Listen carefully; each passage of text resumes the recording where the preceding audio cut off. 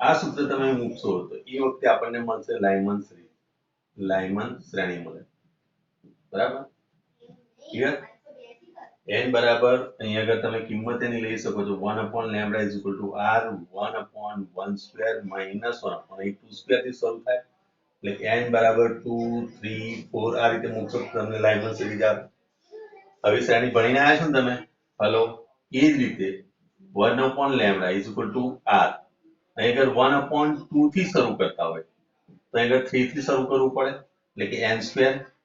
તો અહીંયા આગળ n બરાબર તમે 3 થી શરૂ કરતા હોય 3 4 5 તો આ જે સિરીઝ થાય એને કહેવાય બામર શ્રેણી. કઈ શ્રેણી?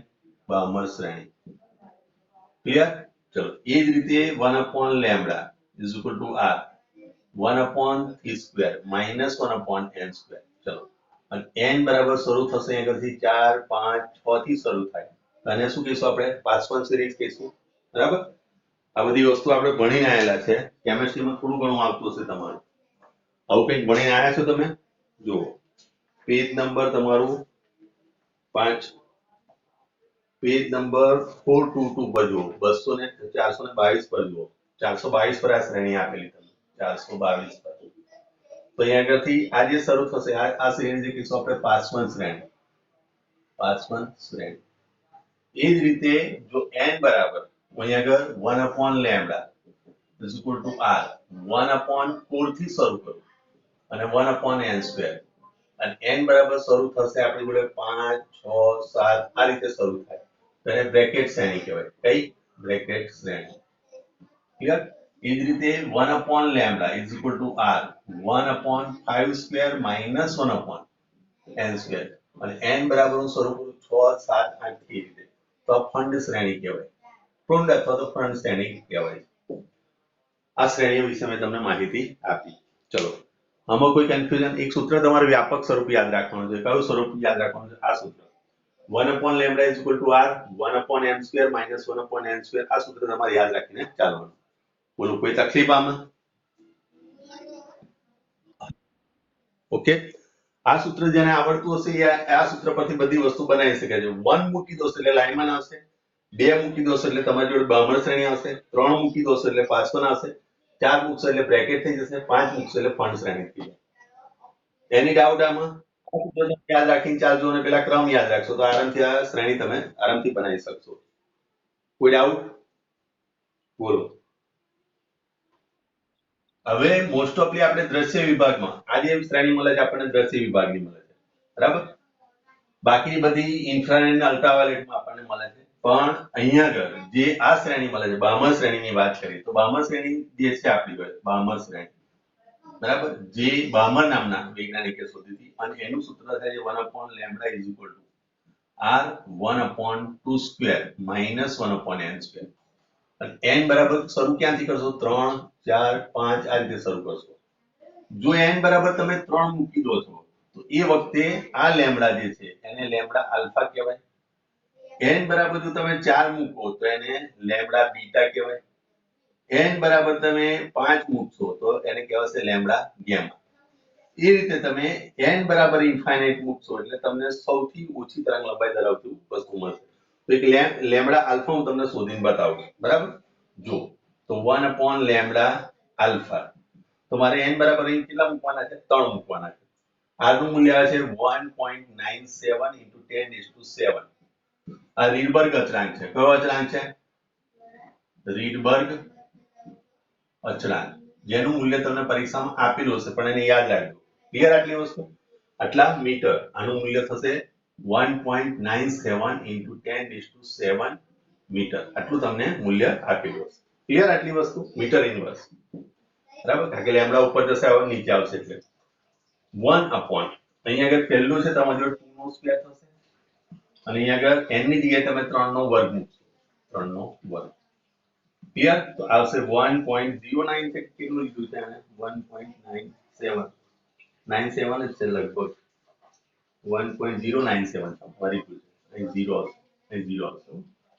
ચલો હવે 1.097 × 10⁷ થયું. આના બરાબર 1/4 લખાશે, 1/9 લખાશે. હવે આ 9 અહીંયા આગળ ગુણાય, 4 અહીંયા આગળ ગુણાય એટલે કે 9 અહીંયા આગળ, 4 અહીંયા આગળ અને આ બંને વચ્ચે બાદબાકી આવશે અને આ બેનો ગુણાકાર એટલે અહીં 36 થશે. એટલે અહીં આવશે 1.097 into 10⁷ into 9 માંથી 4 જશે એટલે 5 રહેશે અને છેદની અંદર આવશે 36. આ 1/λ આલ્ફા થયું.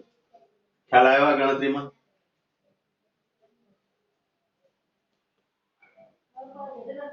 હેલો, કોઈ ડાઉટ? હેલો, નથી? ઓકે, ચલો. પેલો એ હું બંધ કરી દઉં એટલે પેલું શું, તમે કદાચ બહાર જતા રહો ને આમ નેટવર્ક ની, અને પછી તમે આવવું હોય ને તો આવી શકો તમે, બરાબર? ચલો, વેઇટિંગ રૂમ મેં બંધ કરી દીધો એટલે તમે કદાચ ઇન આઉટ થવું હોય તો તમે થઈ શકો છો.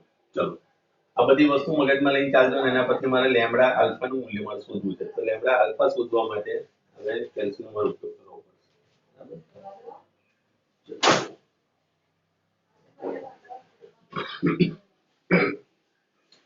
અહીં જુઓ, 1.097 ગુણ્યા 5 ભાગ્યા 36 ઇઝ ઇક્વલ ટુ તમારી જોડે આવી જશે વેલ્યુ કેટલી?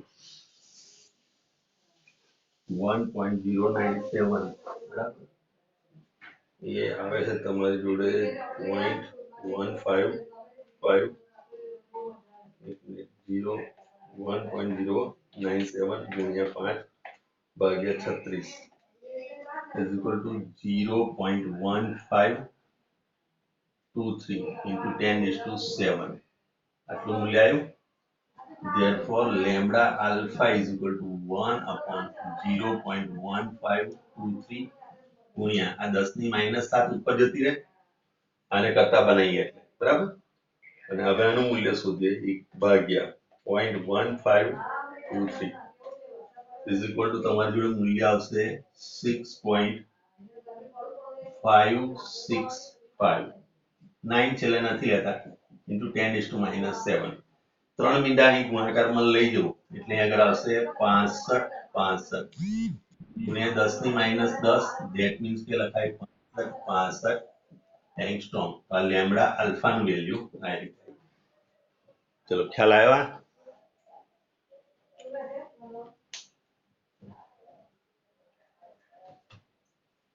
બોલો. ચલો, એ જ રીતે લેમ્બડા બીટા માર સુધી શું કરવાનું? અહીં આગળ 4 મૂકી દેવાના, બરાબર? પછી ગેમા શોધો તો n બરાબર 5 મૂકી દેવાના. આ રીતે શોધાય. આ રીતે તમે બાહ્ય શ્રેણી માટે તમને શોધવાનું કે તમે આ રીતે એના મૂલ્ય મૂકીને શોધી શકો છો. એ જ રીતે દાખલા તરીકે આવે જો n બરાબર ઇન્ફાઇનાઇટ એ તમને આપેલું છે અંદર બુકની અંદર, એટલે હું આ તમને શોધીને બતાવું છું. n બરાબર જો ઇન્ફાઇનાઇટ આવો મૂકવામાં આવે, n બરાબર જો ઇન્ફાઇનાઇટ મૂકવામાં આવે તો 1/λ ઇન્ફાઇનાઇટ માટે તો આગળ લખશો તમે r 1/2² -1/n, બરાબર? સ્ક્વેર એની જગ્યાએ તમે આની જગ્યાએ થઈ ગયો તમારો ઇન્ફાઇનાઇટ નો સ્ક્વેર. 1/∞ એટલે 0 થઈ જવાનું. તો આના બરાબર તમારી જોડે આવશે r/2 નો વર્ગ એટલે 4 થઈ જશે. r/4 થઈ જશે. Therefore, લેમ્બડા આલ્ફા જે ઇન્ફાઇનાઇટ એ તમારી જોડે આવશે 4/r. આને ઉપર લઈ જાઓ તો 4 અહીંયા આવતા રહેશે, r નીચે આવશે. તો 4/1.097 into 10⁷. 10⁷ ઉપર જતા રહે એટલે 10⁻⁷ થાય. હવે અહીંયા આગળ નેનોમીટરમાં આપ્યું છે, મેં એને એંગસ્ટ્રોમમાં કન્વર્ટ કરી છે, બરાબર? એ તમે જોઈ લો છો, બરાબર? ચલો, 4/1.097 is equal to તમારી જોડે આવશે 3.646 10⁻⁷. તો આને હું આમ પણ લખી શકું, આ 3 મીંડા કટ કરું એટલે 10 થઈ જાય. 3646 into 10⁻�10 મીટરમાં આવે અને આને આમ પણ લખી શકાય 3646 એંગસ્ટ્રોમ. સૌથી ઓછી તરંગ લંબાઈ આ રીતે મળે, બરાબર? તો તમને જે વર્ણપટ બતાવ્યો છે અહીંયા આગળ એ વર્ણપટમાં આ રીતે લખેલું હશે. આ જે છે h આલ્ફા કહેવાશે, આ બીજી આવશે h બીટા, h ગેમા. એ રીતે અહીંયા આગળ બધી નજીક જેમ જેમ તમે નજીક જશો એમ વર્ણપટ આ રીતે દેખાતું જશે. અને અહીંયા છેલ્લે તમને h ઇન્ફાઇનાઇટ આ જે લેમ્બડા મળશે એને h ઇન્ફાઇનાઇટ પણ કહેવાય. બોલો ખ્યાલ આવ્યો? ચોપડીની અંદર તમને આકૃતિ આપેલી છે, તમે જોઈ શકો છો ઉપરના ભાગમાં તમને આકૃતિ આપેલી છે. બોલો ખ્યાલ આવ્યો? Hello, okay. હવે આ એક વ્યાપક સ્વરૂપ છે આપણી જોડે. આના પરથી કોઈક વાર તમને પૂછે કે ભાઈ ભ્રમણશ્રેણી માટે h alpha h beta h ગામાનું સૂત્ર હતા, તો એનું મૂલ્ય તારો તો તમે આ રીતે મૂલ્ય તારી શકો છો. h ઇન્ફાઇનાઇટ માટે પણ તારવી શકો છો, બરાબર. હવે એના વ્યાપક સ્વરૂપ પરથી આપણે બીજું શું શોધી શકીએ? તો અહીંયા આગળ તમે જોઈ શકો છો કે મેં તમને વ્યાપક સ્વરૂપ લખાયું લેમ્ડાનું. જે તરંગ લંબાઈ આપણને વ્યવહારિક જીવનમાં મળે છે એ તરંગ લંબાઈ આપણને આ રીતે આપેલી છે. જો 1/λ is equal to r 1/m² minus 1/n². પણ તમે એક સૂત્ર જાણો છો, v is equal to v એટલે v છે is equal to nu lambda. આ સૂત્ર આપણી જોડે છે. v is equal to f lambda સૂત્ર હતું જૂનું, તો f ની જગ્યાએ આપણે nu લખ્યું. therefore લેમ્ડા બરાબર શું લખાય? તો લેમ્ડા બરાબર લખાય v/nu. આ રીતે લખાય. ક્લિયર? સમજ પડી? તો અહીંયા આગળ તમે લખી શકો આની જગ્યાએ તો 1/v અને આ ન્યુ ઉપર જતો રહેશે is equal to r 1/m² minus 1/n². પણ v તરીકે અહીંયા આગળ આપણે વેલોસિટી ઓફ લાઇટ લઈએ છીએ, c લઈએ છીએ, એટલે v બરાબર તમે લખી શકો rc 1/m² minus 1/n². આ પણ સૂત્ર તમે બનાવી શકો. સમજ પડી? હેલો, હા, આવૃત્તિનું પણ સૂત્ર તમે શકો છો. હવે અહીંયા આગળ જોઈ શકશો તો હાઇડ્રોજન જેવા પરમાણુઓ જે છે એની માટે આ ઈઝી ગોઈંગ વસ્તુ તમને જોવા મળશે. હાઇડ્રોજનિક પરમાણુ, બરાબર. હાઇડ્રોજન છે, હિલિયમ છે, લિથિયમ છે, આવા જે પરમાણુ છે એની માટે તમને થોડા ઘણા ઈઝી ઇક્વેશનો મળશે. પણ જેમ જેમ તમે પરમાણુ ક્રમાંક વધતો જાય છે તેમ તેમ આ અતિ કોમ્પ્લેક્સ બનતું જાય, અતિ સંકીર્ણ બનતું જાય છે. અને એવું શા માટે થાય છે, બરાબર? એ આપણે એક માટે એક સંશોધનનો વિષય છે આજની તારીખમાં પણ. તો ભાઈ આગળ જતા આ જે બંધારણ છે કેમ આટલું બધું કોમ્પ્લિકેટેડ થાય છે, બરાબર. હવે એને સમજાવવા માટે જે બોહર મોડેલ આવ્યું, બરાબર, પહેલા રુથરફોર્ડ મોડેલ આવ્યું, તો પહેલું રુથરફોર્ડ મોડેલ પરથી આપણે બોહર મોડેલ પર ગયા, બરાબર. હવે બોહર મોડેલ ની સમજૂતી જે છે એ અહીંયા આગળ આપણને આપેલી છે. જુઓ કે એ ઇન્ટ્રોડક્શનમાં કેમ આવ્યું બોહર મોડેલ. સૌથી પહેલા પેલું આપણે રુથરફોર્ડ મોડેલ ભણ્યા. તો રુથરફોર્ડ મોડેલમાં શું હતું કે ભાઈ ન્યુક્લિયસ છે, આ ન્યુક્લિયસ છે, ન્યુક્લિયસમાં એનો સમગ્ર ધન વિદ્યુતભાર પોઝિટિવ વિદ્યુતભાર હતો અને ઇલેક્ટ્રોન એની આસપાસ વર્તુળાકાર માર્ગે ભ્રમણ કરે છે. આવી પરિસ્થિતિ આપણને કોણે આપી હતી? રુથરફોર્ડ નું મોડેલ આવું કહેવા માંગે છે, બરાબર. પણ આ મોડેલની અંદર જે વસ્તુ કહેવા માંગે છે કે ઇલેક્ટ્રોન આ રીતે વર્તુળાકાર માર્ગે ભ્રમણ કરે, કોઈ પણ વસ્તુ વર્તુળાકાર માર્ગે ભ્રમણ કરે કે એ ગતિ કહેવાય પ્રવેગિત ગતિ. કઈ કહેવાય? પ્રવેગિત ગતિ. અને પ્રવેગિત ગતિ જ્યારે કોઈ વિદ્યુતભાર કરતો હોય, જ્યારે કોઈ વિદ્યુતભાર, કારણ કે ઇલેક્ટ્રોન જે છે પોતે વિદ્યુતભારિત છે, એ જ્યારે પ્રવેગિત ગતિ કરે તો એની અંદરથી હંમેશા ઉર્જાનું ઉત્સર્જન થાય. તો એને કારણે શું થાય છે? એને કારણે દરેક ક્ષણે કે દરેક એક એક પરિભ્રમણ એની ઉર્જા ખૂટતી જાય. દાખલા તરીકે હું તમને એમ કહું કે તમે ખિસ્સું અહીંયા આગળ છે, તમારી જોડે ખિસ્સું, એની અંદર પૈસા ભરેલા છે, પણ ખિસ્સું કાણું છે, તમે ચાલો છો, તો જેમ જેમ તમે ચાલતા જશો તેમ તેમ એ સિક્કા પડતા જશે. ખિસ્સું તમારા જોડે હોય ને, ખિસ્સામાં કાણું હોય ને કાણાની અંદરથી સિક્કા પડતા રહે, તો સ્વાભાવિક વસ્તુ છે કે એક સમય એવો આવશે તમારું ખિસ્સું ખાલી થઈ જાય. થઈ જાય કે નહીં?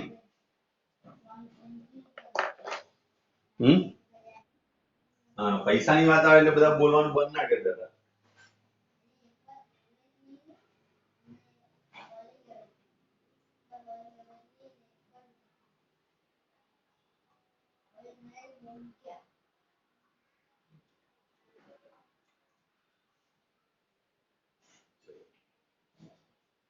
તો એનો મતલબ એ થયો કે પ્રત્યેક સેકન્ડ એની ઉર્જા ખલાસ થતી જાય, અને ઉર્જા જો ખલાસ થતી જાય તો ઇલેક્ટ્રોનના જે વર્તુળાકાર માર્ગ છે વર્તુળાકાર નહીં રહે, બરાબર. દરેક વખતે માર્ગ શું થશે? ઘટતો જશે. તો કેવી રીતે ઘટે છે આપણે સમજીએ. દાખલા તરીકે અત્યારે અહીંયા ત્રિજ્યા કોઈક હતી, કોઈ પર્ટિક્યુલર ત્રિજ્યા, અને વર્તુળાકાર માર્ગે આમ ભ્રમણ કરે છે આ રીતે. તો જેમ જેમ એ આગળ વધશે તેમ તેમ એની ઉર્જા ઘટતી જશે. તો એને એ માર્ગે નહીં આવે, પછી એનો માર્ગ છે ને કમાન આકાર થાય. આવો આ જે આકાર બતાવ્યો મેં કમાન આકાર હતો, તો સ્પાઇરલ બાઇન્ડિંગ આપણે કરાવીએ, યાદ કરો. એ રીતનું અહીંયા આગળ થઈ જશે અને એક સમય એવો આવશે કે આ ન્યુક્લિયસની અંદર પડે. તો એનો મતલબ એ થયો કે આ વસ્તુ અસ્થિરતા લાવે. જો ઇલેક્ટ્રોન અહીંયા આગળ પડી જાય, ઇલેક્ટ્રોન અને પ્રોટોન ભેગો થઈ જાય તો બધું ન્યુટ્રલ થઈ જાય. તો સંસારમાં કોઈ વસ્તુ જ ના હોય, કોઈ ન્યુક્લિયસ જ ના હોય, કોઈ પરમાણુ જ ના હોય. પણ એવું આપણને જોવા મળતું નથી. બરાબર, વ્યવહારિક જીવનમાં ન્યુક્લિયસ છે, પરમાણુ છે, ઇલેક્ટ્રોન છે, પ્રોટોન છે, બધી વસ્તુ આપણે જોઈ શકીએ તો જ બધી વસ્તુ બની શકે છે. તો એનો મતલબ એ છે રુથરફોર્ડ મોડેલ, બરાબર, જે પ્લેનેટરી મોડેલ છે એ પરમાણુની રચના સમજાવવામાં નિષ્ફળ નીવડ્યું. એનું કારણ આ છે. બરાબર, સામેના પેરેગ્રાફમાં તમને આ રીતે ખાલી જસ્ટ એક દોરીને આપેલું છે, પ્રોટોન અને હાઇડ્રોજનનું પરમાણુ આ રીતનું દોરીને આપેલું. જો આ વસ્તુ દોરીને આપેલું છે, એની ઉપરની લાઈનોમાં તમને બધી વસ્તુ લખીને આપેલી છે. તો તમને પરીક્ષામાં પ્રશ્ન પૂછે કે ભાઈ રુથરફોર્ડ મોડેલની નિષ્ફળતા જણાવો, તો એની મેં નિષ્ફળતાની ચર્ચા કરી. જોઈ લો, આની અંદર કોઈ પણ જગ્યાએ તમને ખબર ના પડે તો તમે મને પૂછી શકો છો. જોઈ લો, છે કોઈ ડાઉટ આમાં? જો રુથરફોર્ડ મોડેલની નિષ્ફળતા અથવા તો રુથરફોર્ડ મોડેલ એ પરમાણુનું મોડેલ સમજાઈ શકતું નથી. કારણ આપો. જે 2 માર્કની અંદર આ કારણ પૂછે તમને.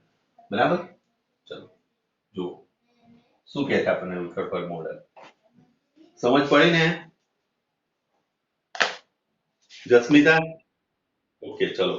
રુથરફોર્ડે સૂચવ્યું કે પરમાણુનું મોડેલ એવું ધારીએ છે કે જેનું અનુકરણ કરે છે તે સૂર્ય ગ્રહ તંત્રની જેમ કેન્દ્રમાં ન્યુક્લિયસ અને ભ્રમણ કરતા ઇલેક્ટ્રોનનું બનેલું સ્થાયી છે. આમ છતાં 2 પરિસ્થિતિઓ વચ્ચે કેટલાક મતભેદ મૂળભૂત તફાવત છે. ગ્રહોનું તંત્ર આકર્ષણ બળથી પકડાયેલું છે, જ્યારે ન્યુક્લિયસ અને ઇલેક્ટ્રોનનું બળ વિદ્યુતભારિત હોવાથી એનો કુલમનો નિયમની આંતરક્રિયા દર્શાવે. આપણે જાણીએ છીએ કે વર્તુળાકાર ગતિ કરતો પદાર્થ, ત્યાંથી અંડરલાઈન કરજો, સતત પ્રવેગ ધરાવે. આ પ્રવેગ કેન્દ્રગામી પ્રકારનો છે. પ્રચલિત વિદ્યુત શાસ્ત્રના સિદ્ધાંત અનુસાર પ્રવેગિત થતો વિદ્યુતભાર વિદ્યુત ચુંબકીય તરંગોનું વિકિરણનું ઉત્સર્જન કરે. આથી પ્રવેગિત ઇલેક્ટ્રોનની ઉર્જા સતત ઘટવી જોઈએ. આવો ઇલેક્ટ્રોન અંદર તરફ સર્પિલ ગતિ કરે અને અંતે ન્યુક્લિયસમાં પડી જાય. આમ આવો પરમાણુ સ્થાયી ન જ હોઈ શકે. આ ઉપરાંત પ્રચલિત વાદ અનુસાર ભ્રમણ કરતા ઇલેક્ટ્રોન વડે ઉત્સર્જિત વિદ્યુત ચુંબકીય તરંગની આવૃત્તિ ભ્રમણની આવૃત્તિ જેટલી જ હોય છે. જેમ જેમ અંદરની તરફ સર્પિલ આકાર કરશે તેમ તેમ તેનો કોણીય વેગ અને તેની આવૃત્તિ સતત બદલાયા કરે છે અને તેથી ઉત્સર્જિત પ્રકાશની આવૃત્તિ પણ સતત બદલાય. આમ તે સતત વર્ણપટ ઉત્સર્જિત કરે, જે હકીકતમાં રેખીય વર્ણપટની વિરુદ્ધ છે. આપણને સતત વર્ણપટ નથી મળતું, આપણને અસતત વર્ણપટ જોવા મળે છે. મેં તમને H alpha, H beta, gamma તમને કાઢીને બતાવી. તો બંને વચ્ચે ઘણો બધો ડિફરન્સ હતો. H આલ્ફા વચ્ચે, H બીટા વચ્ચે અને H ઇન્ફાઇનાઇટ વચ્ચે. બરાબર, એકદમ સતત આપણને વર્ણપટ મળતો નથી. તો આ 2 પ્રાયોગિક પુરાવાને આધારે આપણે કહી શકીએ છીએ કે આ રુથરફોર્ડનું મોડેલ એ નિષ્ફળ નીવડ્યું. બરાબર, આ ચર્ચા તમારે કરવાની હોય. 2 માર્કની અંદર આટલી મુદ્દા છે. નીચે તમને આકૃતિ આપેલી છે. આકૃતિ તમે આવી રીતે સર્પિલ આકાર બનાવીને તમે દોરશો તો બી ચાલશે, અથવા તો ડાયરેક્ટ તમે આ રીતે દોરી દો કે સીધો એ ન્યુક્લિયસમાં પડે એ રીતે દોરો તો પણ ચાલે. બોલો, છે કોઈ કન્ફ્યુઝન આમાં? હેલો, આવડશે ને? ચલો, ઓકે. એના પછીનો એક દાખલો છે. ચલો, દાખલો વાંચો તો કોણ વાંચશે?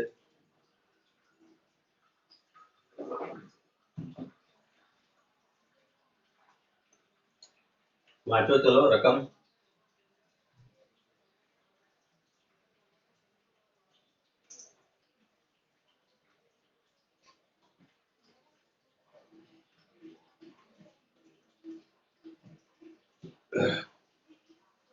બોલો.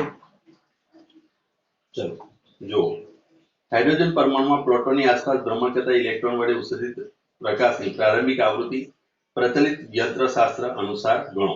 ચલો, આપણે પ્રારંભિક આવૃત્તિ આપણે ગણવી. બરાબર, ચલો. આવૃત્તિ ગણવી છે તો તમે વિચારી શકો છો કે આ ઇલેક્ટ્રોન ન્યુક્લિયસની આસપાસ આ રીતે ભ્રમણ કરે છે પ્રચલિત યંત્રશાસ્ત્ર મુજબ. આ રીતે દાખલા તરીકે એની ત્રિજ્યા r છે અને વેગ v છે. બરાબર, તો v બરાબર અંતર ભાગ્યા સમય લખાય, ઝડપ બરાબર અંતર ભાગ્યા સમય. હવે સમય બરાબર અંતર બરાબર શું લખીશું? તો આખો પરિઘનું અંતર થાય તો એ લખીશું તમે 2πr લખાય. અને એની માટેનો સમય તો એક આવર્તકાળ લખાશે, આવર્તકાળ t થયો. અહીંથી શરૂ કરીને અહીં આગળ પાછો એટલે આવર્તકાળ t જેટલો થાય. તો v = μ 1/t બરાબર μ લખાશે, 2πr થશે. therefore મારે આવૃત્તિ શોધવી છે. પહેલા પેલી આપણે શું શોધવી છે? પ્રારંભિક આવૃત્તિ. હા, આવૃત્તિ શોધવી તો μ બરાબર આ ન્યુ છે, ન્યુ બરાબર v/2πr. આ સૂત્ર વપરાય. ચલો, v અહીંયા તમને ઝડપ આપેલી છે. બરાબર, આની ત્રિજ્યાની ઝડપ તમને આપેલી છે બરાબર એ ઉદાહરણ આગળથી તમે જોઈ શકો છો એની ઝડપ આપણને આપેલી છે 2.2 × 10⁶ મીટર પર સેકન્ડ અને ઇલેક્ટ્રોનની ત્રિજ્યા પણ તમને આપેલી છે તો 5.2 × 10⁻11 ચલો આનું કેલ્ક્યુલેશન કરી દો એટલે તમારો જવાબ આવે લાવો કેલ્ક્યુલેશન તમે જાતે ચલો આવે છે કે નથી આવતો જુઓ એકદમ ઈઝી સવાલ થાય બોલો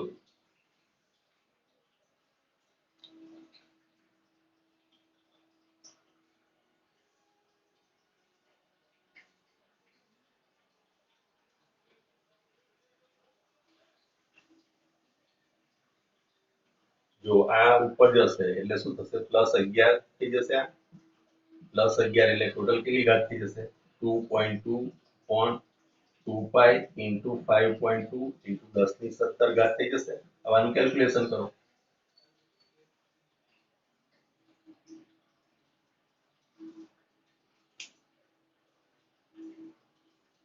કેલ્સી તમારી પાસે છે ને કેલ્સી તો શોધી નાખ ચલો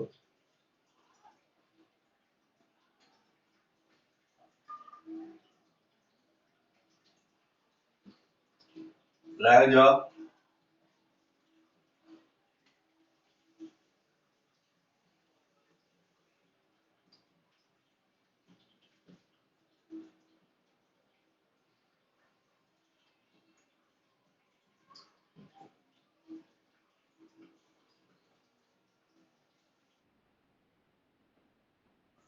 હા ઉર્જાનું 0.067 × 10⁻17 એ 2 પોઈન્ટ કાપી નાખું 1 અને 2 પોઈન્ટ 6.7 × 10⁻15 હર્ટ્ઝ આ જવાબ આવશે જોઈ લો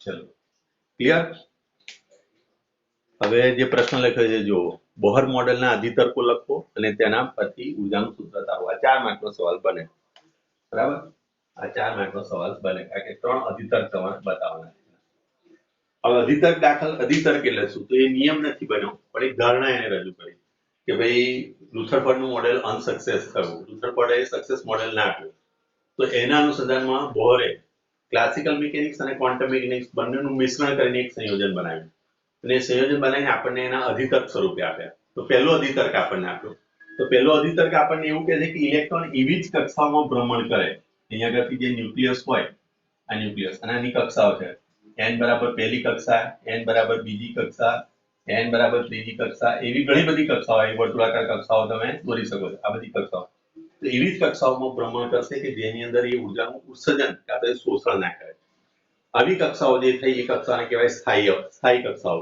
કઈ કક્ષાઓ કીધી એને સ્થાયી કક્ષાઓ સ્ટેશનરી ઓર્બિટ બરાબર સ્ટેશનરી કક્ષાઓ એને કહીને આપણને આપ્યું એ પહેલો અધિતર્ક આપ્યો બીજી વસ્તુ આપણને એને એવું કીધું કે જ્યારે અહીંયા આગળ ઇલેક્ટ્રોનિક કક્ષામાંથી બીજી કક્ષામાં જતો હોય એટલે કે લો લેવલમાંથી હાઈ લેવલમાં જતો હોય તો એની અંદર એક ઉર્જાનો તફાવત હોય અને એ તફાવત એ NHF જેટલો હોવો જોઈએ બરાબર E = HF જેટલો હોવો જોઈએ n એટલે એનો ક્રમાંક છે તો HF જેટલો હોવો જોઈએ ત્રીજી વસ્તુ આપણને એવું કીધું જ્યારે ઇલેક્ટ્રોન આવી કક્ષાઓમાં ભ્રમણ કરતો હોય તેનું કોણીય વેગમાન h/2π ના પૂર્ણ ગુણાંકમાં હોય એટલે 3 અધિતર્ક આપણને આપ્યા એને પહેલો અધિતર્ક શું આપ્યો એવી કક્ષાઓમાં ભ્રમણ કરશે કે જેની અંદર એ ઉર્જાનું ઉત્સર્જન નહીં કરે સ્થાયી અવસ્થા સેકન્ડમાં શું કીધું કે એનું જે કોણીય વેગમાન છે h/2π ના પૂર્ણ ગુણાંકમાં હોય અને થર્ડ વસ્તુ શું કીધું બે ઉર્જાઓ વચ્ચેનો જે કક્ષાઓ વચ્ચેનો તફાવત જે છે એ HF જેટલો હોય આ 3 અધિતર્કોને આધીન આને એક મોડેલ રજૂ કર્યું અને પરમાણુને સમજાવવા માટેનું એક મોડેલ રજૂ કર્યું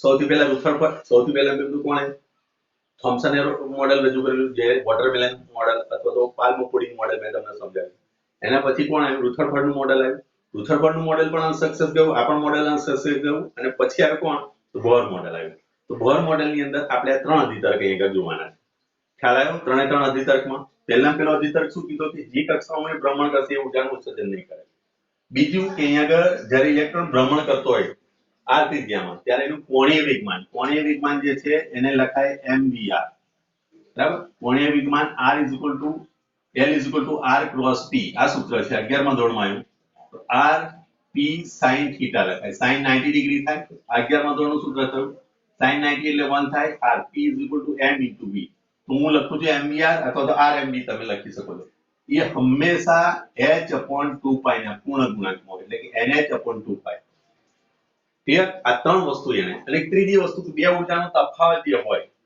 આ પહેલી કક્ષા અને બીજી કક્ષાનો જે તફાવત હોય hf જેટલો હોય આ ત્રીજી બાબત બરાબર આ પહેલી બાબત એ સ્થિર કક્ષાઓ બીજી કક્ષા બીજામાં h/2π નો પૂર્ણ ગુણાંક અને ત્રીજી hf આ ત્રણ વસ્તુ એને રજૂ કરી અને ત્રણે ત્રણ અધિતર્ક થયા ચલો સમજ પડી આ ત્રણ અધિતર્કમાં તો એ આપણે જોઈએ ચલો પાછલા પેજ પર તમને આપેલા છે જુઓ એને સ્વીકૃતિઓ કહેવાય જે અધિતર્ક એને આપ્યા છે એને સ્વીકૃતિ એવો શબ્દ વાપરે છે પેજ નંબર 242 પર જુઓ સ્વીકૃતિ એ પહેલી આપેલી પહેલી સ્વીકૃતિ દેખાય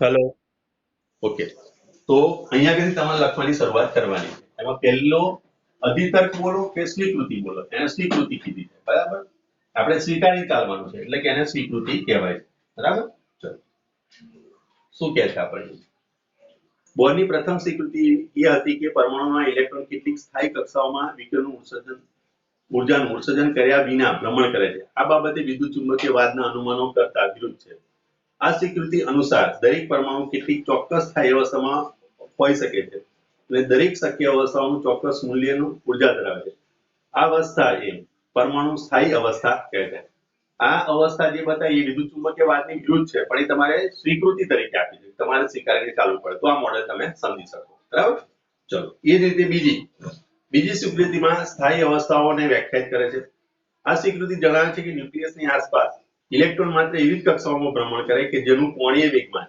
h/2π ના પૂર્ણ ગુણાંક હોય જ્યાં h એ પ્લાન્ક અચળાંક છે અને આમ કક્ષીય ઇલેક્ટ્રોનનું કોણીય વેગમાનનું ક્વોન્ટમીકરણ એટલે કે L = nh/2π મેં હમણાં જ એક સૂત્ર લખ્યું L = nh/2π બરાબર અને થર્ડ વસ્તુ આપણને કીધી કે બોહરની ત્રીજી સ્વીકૃતિ પ્લેન્ક અને આઇન્સ્ટાઈનના દ્વારા વિકસિત કરેલા પ્રારંભિક ક્વોન્ટમ ખ્યાલનો પરમાણુવાદ સામેલ હતો જે જણાવે છે કે ઇલેક્ટ્રોન તેની એક વિકિરણ ઉત્સર્જિત ન કરતી કક્ષામાંથી એટલે કે નિમ્ન ઉર્જાની બીજી કોઈ કક્ષામાં સંક્રાંતિ કરે ત્યારે તે એવું કરે છે કે ત્યારે એક ફોટોનનું ઉત્સર્જન કરે છે જેની ઉર્જા પ્રારંભિક અને અંતિમ ઉર્જાના વચ્ચેના તફાવત જેટલી હોય છે આ પરથી ફોટોનની આવૃત્તિ અહીંયા આગળ hν અથવા તો hf મેં તમને કીધું EI - EF is equal to hν આ સૂત્ર એને આપ્યું આ ત્રીજી સ્વીકૃતિ બીજી સ્વીકૃતિનું સૂત્ર શું હતું તો L = nh/2π અને પ્રથમની અંદર આપણે ધાર્યું હતું સ્થાયી અવસ્થા તમને કશું યાદ ના રહે ખાલી ત્રણ સ્વીકૃતિ આટલી લખીને આવશો ને તોય તમને લગભગ 1 માર્ક તો મળે કશું લખો નહીં અને આટલું લખીને આવતા રહેશો ને આ ત્રણ સ્ટેપ જ લખીને આવતા રહેશો તો 1 માર્ક મળી જશે ધ્યાન રાખજો બરાબર તો ત્રણ સ્વીકૃતિ તમને યાદ રહેવી જોઈએ ચલો છે કોઈ ડાઉટ આમાં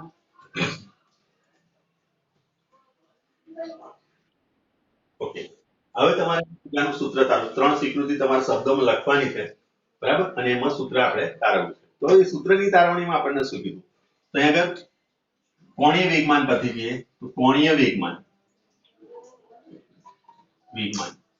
L = લખીએ છીએ આપણે mvr બરાબર મેં સમજાવ્યું L = mvn rn આ સૂત્ર આપણે n ની કક્ષામાં = લખીશું આપણે nh/2π એક સૂત્ર થયું હવે યાદ કરો આપણે ઉર્જાનું સૂત્ર આગળ તારવી લાયક ઉર્જા અથવા તો તમારું પહેલું સૂત્ર યાદ કરો કે અહીંયા આગળ ઇલેક્ટ્રોન વર્તુળાકાર માર્ગે ગતિ કરે છે તો fc બરાબર આપણે ધારેલું fe ધાર્યું હતું fc બરાબર શું લખ્યું હતું mv²/r = 1/4πε0 e²/r² એક આર કટ કર્યો તો અને એની અંદરથી આપણે v નું સૂત્ર ધાર્યું હતું v બરાબર e² v² બરાબર e²/4πε0 r * m પછી આ v બરાબર આપણે આ રીતે સૂત્ર એક બનાવ્યું યાદ કરો આ રીતનું સૂત્ર કર્યું હતું એટલે રૂટ ઉપરનું કાઢી નાખ્યું હતું આપણે અને નીચે રૂટ મૂક્યું હતું આ રીતે અને અહીં આગળ e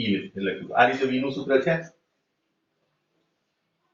હેલો આ સૂત્ર પહેલી થિયરીનું પહેલું સૂત્ર હતું એનો ઉપયોગ કરીશું અને આ સૂત્રનો ઉપયોગ અહીંયા આગળ આપણે કરીએ તો આપણી જોડે શું આવશે જુઓ m vn છે એની જગ્યાએ લખીશું આપણે e upon under root 4 pi epsilon naught rn m બરાબર જ્યાં આ દેખાય ને n સફિક્સ વાપરો કારણ કે આપણે n મી કક્ષા માટે શોધી રહ્યા છે અહીંયા આગળ n સફિક્સ આવે is equal to nh upon 2 pi થાય હવે હું કરું છું બંને બાજુ વર્ગ લેતા વર્ગ કરતા વર્ગ કરી દઈએ આપણે વર્ગ લેતા તો વર્ગ લઈશું એટલે શું થશે અહીંયા આગળ mb અને અહીંયા આગળ rn આવશે rn અહીંયા આગળ કરો ને આ b ની કિંમત અહીં મૂકી nh upon 2 pi તો અહીંયા આગળ થઈ જશે m square e square rn square upon 4 pi epsilon naught rn into m is equal to n square h square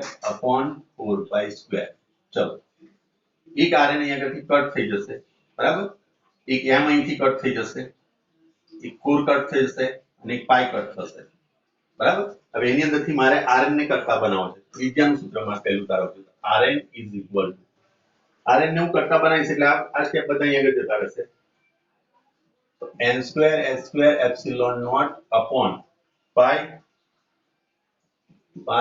n e square આ રીતનું આપણને સૂત્ર મળશે બરાબર આ જે થયું ત્રિજ્યાનું સૂત્ર થયું આને ઇક્વેશન નંબર આપી દો 2 આપી દો ચલો આને 2 આપશો અને આને 3 આપશો તોય ચાલશે કોઈ પણ નંબર તમે મારી શકો ચલો ક્લિયર આટલી વસ્તુ હવે જો n બરાબર હું 1 લેવું બરાબર n બરાબર 1 લઈશ એ ત્રિજ્યાને આપણે r0 ત્રિજ્યા કહીએ છીએ જ્યારે n બરાબર 1 લઈએ એટલે કે ઇલેક્ટ્રોન ન્યુક્લિયસ ની આસપાસ અહીંયા આગળ પ્લસ છે અને અહીંયા આગળથી n બરાબર 1 મી કક્ષામાં ભ્રમણ કરતો હોય તો આ જે ત્રિજ્યા છે ને r0 ત્રિજ્યા અથવા તો a0 ત્રિજ્યા કહે a0 ત્રિજ્યા કહીએ બરાબર r બરાબર તો a0 બરાબર મારા મૂલ્ય તારવવું હોય તો અહીંયા આગળ n ની કિંમત હું 1 મૂકી દઈશ સ્ક્વેર s ની કિંમત મૂકીશું 6.67 into 10 to minus 34 sorry raised to square 8.85 into 10 to minus 12 છેદની અંદર pi ની મૂલ્ય 3.14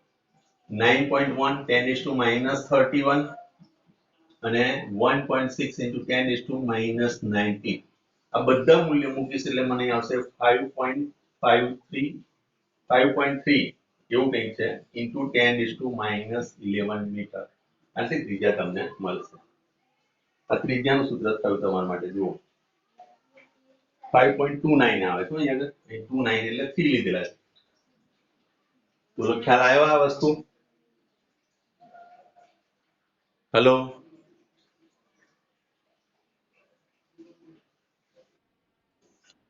ચલો હવે મારે લાવવું છે ઊર્જાનું સૂત્ર બરાબર તો આપણે ત્રિજ્યા આવી ગઈ આ ત્રિજ્યાનું આપણી જોડે સૂત્ર આવી ગયું હવે યાદ કરો ઊર્જાનું એક સૂત્ર આપણે લાવ્યા હતા ફાઇનલ E બરાબર શું લખ્યું હતું -1/8 pi epsilon naught e square by r n અહીં n સૂત્ર વપરાય આપણી જોડે છે જ ઓલરેડી પેજ નંબર તમારે જોવું હોય તો પેજ નંબર જોઈ લો જો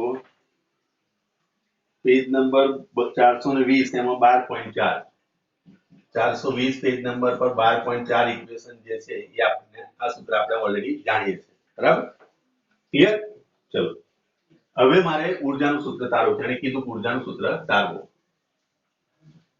હવે એ ઊર્જાના સૂત્ર માટે હવે જો અહીંયા આગળ હું શું કરું છું En is equal to -1/8 pi epsilon naught e square એમની rn ની કિંમત અહીં મૂકીએ તો rn બરાબર શું છે n square h square epsilon naught upon pi m e square બરાબર ક્લિયર અહીંયા पे કારણ લખજો આને ઇક્વેશન નંબર 4 આપો કારણ ઇક્વેશન 3 નો આપણે ઉપયોગ કર્યો આ ઉપર જશે એટલે -pi m e square upon 8 pi epsilon naught n square h square epsilon naught બરાબર ચલો pi કટ થઈ જશે બાકીનું કશું કટ નહીં થાય is equal to -m(e⁴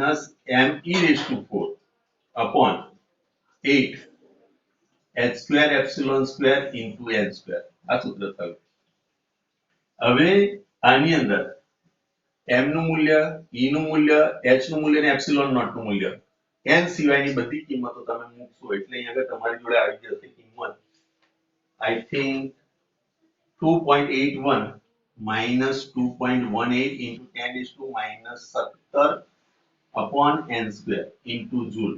17 આવે છે જોઈ લો. નહીં તો 18 સોરી 18 આ રીતનું મૂલ્ય આવી જશે. આ બધું મૂલ્ય તમે મૂકશો એટલે આ રીતે. હવે આ જૂલમાં આવ્યું. હવે જો આને હું 1.6 વડે હું ભાગી નાખીશ આને 1.6 into 10 is to minus 19 વડે ભાગીશું તો આપણને ફાઇનલ ઇક્વેશન જે મળશે બરાબર. therefore તમે આમ લખી શકો En is equal to minus 2.18 into 10 is to 18 ભાગ્યા 1.6 into 10 is to minus 19 EV માં આવશે ને 1 upon n square થશે. તો આ જે મૂલ્ય આવશે minus 13.6 EV ભાગ્યા n square. આ રીતનું આપણને એક સૂત્ર મળશે જે આપણે તારવવાનું છે.